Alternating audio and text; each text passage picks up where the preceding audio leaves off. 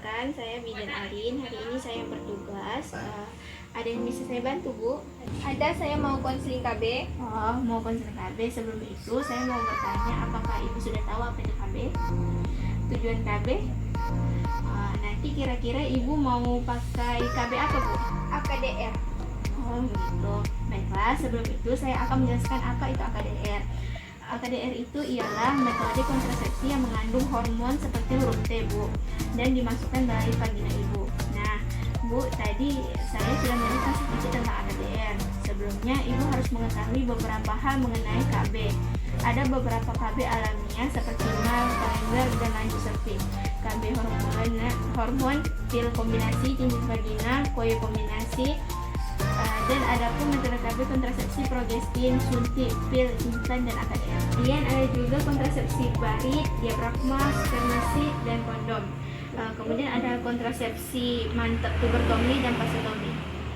Kemudian Bu, saya akan menjelaskan tentang KB AKDR lebih lanjut, yaitu memiliki cara kerja mengubah susunan kimia yang dapat merusak sperma dan sel telur sebelum terjadinya populasi.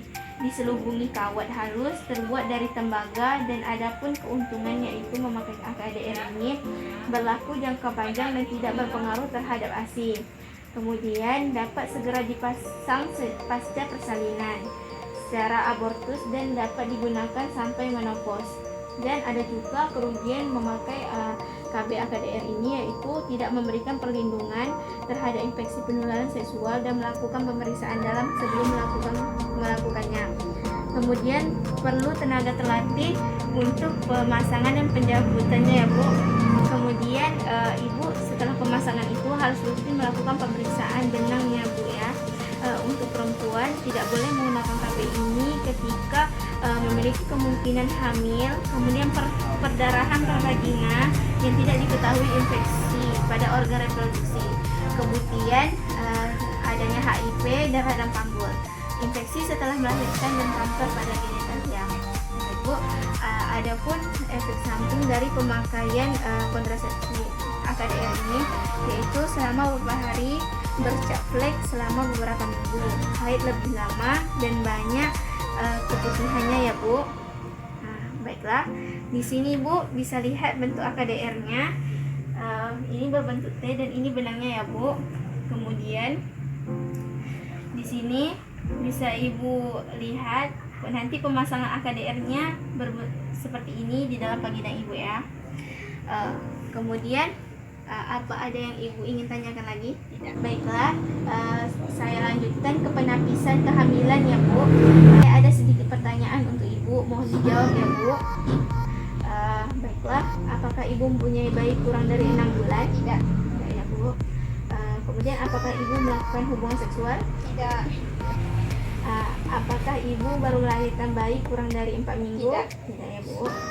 Apakah Ibu sekarang masih dalam siklus haid? Tidak. Tidak. Apakah Ibu mengalami keguguran dalam 7 hari terakhir? Tidak. Ya, Bu.